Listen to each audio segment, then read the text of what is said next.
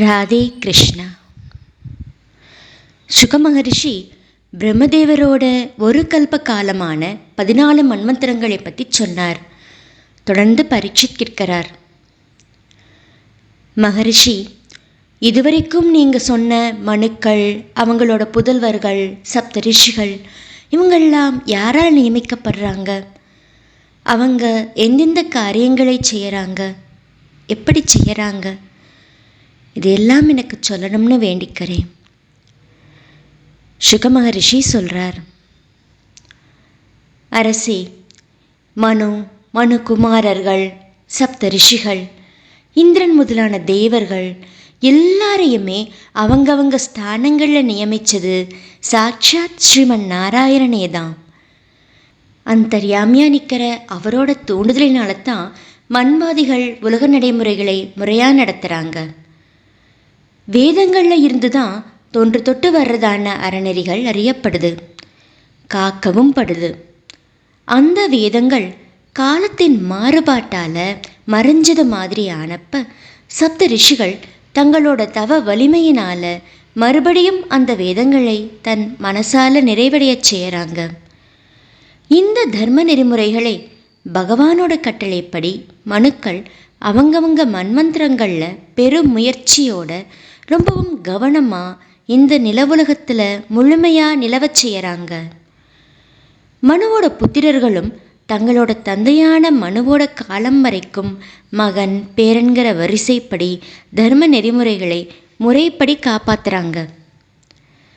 பஞ்ச மகாயஜ்யங்கள் முதலான கர்மங்களில் தொடர்புடைய ரிஷிகள், பித்ரு தேவதைகள், பூதங்கள், மனிதர்கள், இவங்களோட தேவர்களும் அந்த மன்வந்திரங்களில் செய்யப்படுற வேள்வியில் அவியுணவை அடையிறாங்க.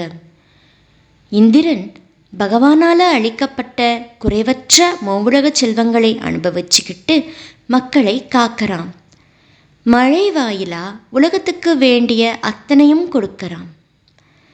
பகவான் அந்தந்த மன்வந்திரங்களில் சனகாதி முனிவர்களோட திருமேனி தாங்கி தத்துவ ஞானத்தையும், யாக்ஞவல்கியர் முதலான ரிஷிகளோட திருமேனி தாங்கி கர்ம நெறிகளையும், தத்தாத்ரேயர் முதலான யோகீஸ்வரர்களோட திருமேனி கொண்டு யோக மார்க்கத்தையும் உபதேசித்து அருளறார்.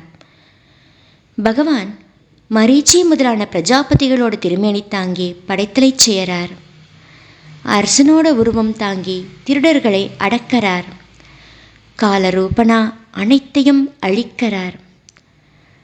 ஜீவராசிகளோட புத்தியானது மாயையின் காரணமாக மோகத்தை அடையுது. அதனால தான் பலவாறான சாஸ்திரங்களால் பலவாறாக கொண்டாடப்படுற பகவானோட உண்மையான ஸ்வரூபத்தை அவங்களால அறிய முடியறதில்லை. பரீட்சித், இதுவரைக்கும் மகாகல்பம் மற்றும் அவாந்திர கல்பம் இந்த ரெண்டோட பரிமாணத்தையும் உனக்கு சொன்னேன். முக்காலங்களையும் உணர்ந்த அறிஞர்கள் ஒவ்வொரு அவாந்திர கல்பத்துக்கும் 14 மன்வந்திரங்கள் உள்ளதா சொல்கிறாங்க. ஸ்ரீமத் பாகவத மகாபுராணம் 8வது ஸ்கந்தத்தில் 14வது அத்தியாயம் முற்றிற்று. சர்வம் கிருஷ்ணார்ப்பணம்.